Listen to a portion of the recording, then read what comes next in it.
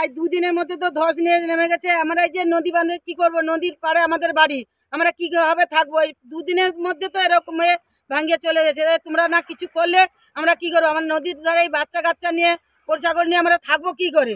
তোমরা আসবে, দেখবে, চলে যাবে, তো আমরা কি করব? আমরা কোথায় গিয়ে বাস করবো? তো আমাদের থাকার ব্যবস্থা করে দিন, নাহলে আমরা থাকবো কোথায়? আমাদের নদীর পাড়ে থাকতে হয়। তাহলে এইভাবে প্রত্যেক বছর যদি এইভাবে ভাঙে, আমরা হাঁড়ি কড়া নিয়ে প্রত্যেক বছর কি আমরা এরকম ছুটবো? নদী ভাঙনাই এই যে ধস যা নিয়েছে, কাল পরশুর মধ্যে আবার ভেঙে ঢুকে যাবে। আমরা এই বাচ্চা কাচ্চা গরুগুলো সবাই থাকবো কোথায়? এই বান্ধা এই বন্দোবস্ত না করলে কিন্তু থাকা যাবে না। কিন্তু আবার সামনে কটাল এ করছে, এই তো কালের জল আজের জল মানে একবার নেই, ধুলির স্বাদ হয়ে চলেছি। তা আমরা কি করবো? প্রতি বছর ভাঙে, এবারও ভেঙেছে। প্রতি বছর ভাসে ঘর বাড়ি জমি জিরেত, এবারও ভাসবে। প্রতিবারই বাঁধ সংস্কারের নামে টেন্ডার দিয়ে এজেন্সিকে ডেকে আনা হয়। তাঁরা আসেন, বাঁশ ইট মাটি দিয়ে বাঁধ সারান, জমির ওপর চাপ বাড়ে, আর মে জুন মাসে পূর্ণিমা অমাবস্যার কোটালে বাঁধ ফের ভাঙে। জমিতে নোনা জল ঢোকে, চাষের ফসল নষ্ট হয়ে যায়, আর বছর ঘুরতে থাকে। তবে এরই মধ্যে আরও একটা ঘটনা ঘটে, সেটা অবশ্য লোকচক্ষুর আড়ালে। রাজ্যের সুন্দরবন উন্নয়ন মন্ত্রী, জেলা পরিষদের কর্মাধ্যক্ষ, পঞ্চায়েতের সদস্য, শাসক দলের স্থানীয় নেতা সকলেরই পকেটে কিছু কিছু প্রসাদ জমে। তার ফলে তাদের ব্যাংক ব্যালেন্স বাড়ে, বাড়িঘর বড় হয়, আরও কিছু জমি জমা কেনা হয়। গত 12-13 বছর ধরে এই একই ট্র্যাডিশন সুন্দরবনে, সাগরদ্বীপে। এই রাত্রের মধ্যে কিছু না ব্যবস্থা করলে এই রাত্রের মধ্যেই জল ঢুকে যেতে পারে। আপনারা যে কোনো ব্যবস্থা করুন। তাদেরও অনেকে আমরা বলছি অনুরোধ করে যে রাত্রের মধ্যে জল ঢুকে যেতে পারে, আগামীকাল থেকে কাজ শুরু হোক, এইটাই হচ্ছে আমাদের কাছে আবেদন। কতটা আতঙ্কে আছে? ওই যে আমরা আশঙ্কে যে কোনো মুহূর্তে বাঁধ ভেঙে জল ঢুকে যেতে পারে। আমরা এখান থেকে আর কোথাও যাওয়ার রাস্তা নেই। তীব্র তাপপ্রবাহের পর স্বস্তির বৃষ্টি শুরু হতেই দক্ষিণ 24 পরগনা জেলা জুড়ে ভাঙনের খবর আসছে বাঁধ ভাঙার। মঙ্গলবার গভীর রাতে সাগরদ্বীপের মুড়িগঙ্গা 2 নম্বর গ্রাম পঞ্চায়েতের চক ফুলডুবি গ্রামে হুগলি নদীর 900 মিটার বেহাল বাঁধের মধ্যে 400 মিটার বাঁধে ধস নামে, অর্থাৎ প্রায় অর্ধেক বাঁধই ভেসে গেছে ভাঙনে। সুন্দরবনের সাগরদ্বীপের বাসিন্দাদের কাছে এ হলো ফি বছরের যন্ত্রণা। বছরের পর বছর কংক্রিটের ঘেরি বাদ দেওয়ার দাবি জানিয়ে আসছে সুন্দরবন। চক ফুলডুবি গ্রামের বাসিন্দারা দাবি জানাচ্ছেন বাঁধের ওপর সামাজিক বনসৃজন প্রকল্পের আওতায় গরান গেওয়া সুন্দরী গাছের দেওয়াল তৈরি করার। কংক্রিটের ঘেরি বাদ, গাছের প্রাকৃতিক দেওয়াল তো দূরের কথা, স্রেফ বাঁশ ইট মাটি দিয়ে বাঁধ মেরামত করেই হাত ধুয়ে ফেলে জেলা পরিষদ। প্রত্যেক বছর কিন্তু এভাবে ধস নেয় আমাদের মন্ত্রী মহোদয়, তিনি এবং ইরিগেশন ডিপার্টমেন্টের মাধ্যমে নদী বাঁধ কিন্তু সারানো হয়। কিন্তু বছর দুর্যোগের আগে, মে মাস জুন মাস তো মূলত দুর্যোগের মাস, সেই দুর্যোগের আগে এই অমাবস্যার কোটালে হঠাৎ করে ধস নেমেছে। তাই মন্ত্রী মহোদয়কে আমরা জানিয়েছি, আমাদের সাগর প্রশাসন বিডিও সাহেবকেও আমরা জানিয়েছি। আশা করছি দ্রুততার সঙ্গে এই নদী বাঁধে মেরামত কাজ শুরু হবে।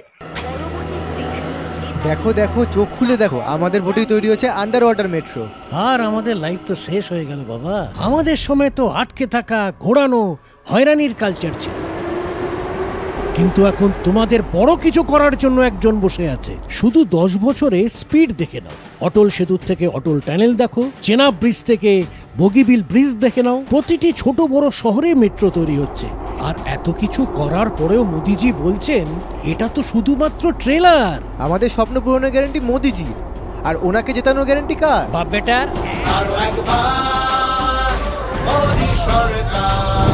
পদ্মফুল চিহ্নে ভোট দিন, বিজেপিকে জয়ী করুন। প্রধান দামি জোড়া অ্যান্ড্রয়েড ফোন হাতে জানিয়ে দেন তার নেতাদের ওপর তার ভরসা আছে, আর তার উপরে পঞ্চায়েত সমিতির সদস্য এজেন্সিকে খবর দিলেই তারা এসে ঠিক করে দেবে। সাগরদ্বীপে বাস চিন্তা 12 মাস। আমাদের চিন্তা একটাই, নদী বাঁধ মেরামতি হয়। নদীর যে কোরাল স্রোতে স্বাভাবিক কারণে পাড় ভাঙে, আবার পাড় রিপেয়ারিং হয়। এই জায়গাটাও গতবারে ভেঙে গেছিল। আমাদের মন্ত্রী মহোদয়ের তৎপরতায় দ্রুততার সহিত এজেন্সি কাজ করে আমরা টেক আপ দিতে পেরেছি। আবারও এই গত দুর্যোগে মনে হয় এই কয়েকটা ব্লক পিচিং নেমে গেছে, বিভিন্ন জায়গায় রিপেয়ারিং করতে হবে। আমরা বিভাগীয় দপ্তরকে জানাচ্ছি, আমাদের সর্বোপরি আমাদের বিশ্বাস ভরসা মন্ত্রী মহোদয় আছেন, মন্ত্রী মহোদয়কে জানাচ্ছি। কারণ এনারা বিলক্ষণ জানেন এখানে এই রাজ্যের সুন্দরবন উন্নয়ন মন্ত্রী বঙ্কিমচন্দ্র হাজরার বাড়ি, আর তিনিই নেবেন চূড়ান্ত সিদ্ধান্ত।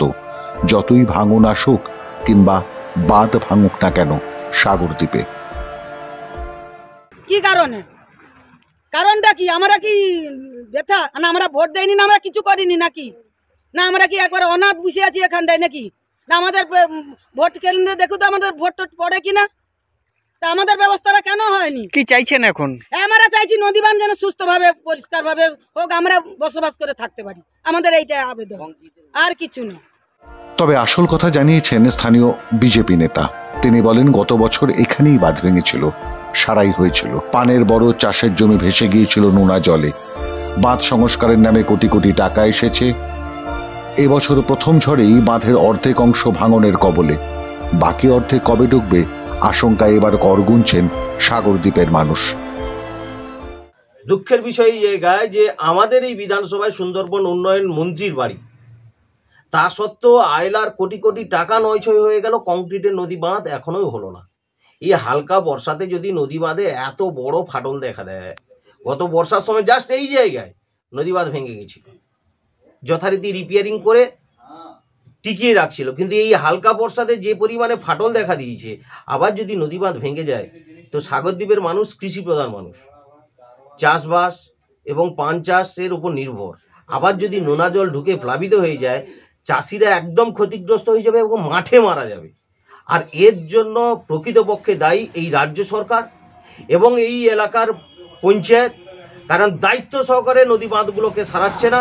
কোটি কোটি টাকা নদী বাঁধের জন্য আসছে, সেগুলো দু হাতে লুট করছে পঞ্চায়েতের লোকেরা, জেলা পরিষদের লোকেরা, পঞ্চায়েত সমিতির লোকেরা।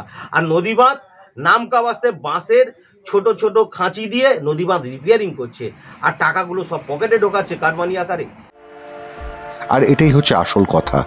দিনের পর দিন সংস্কারের অভাবে পড়ে আছে সুন্দরবন অঞ্চলের বাঁধগুলো। নিত্য দেখভালের সময় নেই রাজ্যের সরকারের, বৈজ্ঞানিকভাবে বাঁধ তৈরির পরিকল্পনাও নেই সরকারের। ফলে প্রতি বছর বাঁধ ভাঙে, এবারও ভেঙেছে। প্রতি বছর ভাসে ঘর, জমি, বাড়ি, জিরেত, ফসল, এবারও ভাসবে। প্রতিবারই বাঁধ সংস্কারের নামে টেন্ডার দিয়ে এজেন্সিকে ডেকে আনা হয়, এবারও আসবে এবং এবারও পকেট ভরবে নেতাদের। আবার বর্ষা শেষে শরতের শুরুতে ফের শুরু হবে ভাঙন। মাধ্যম ব্যুরো রিপোর্ট।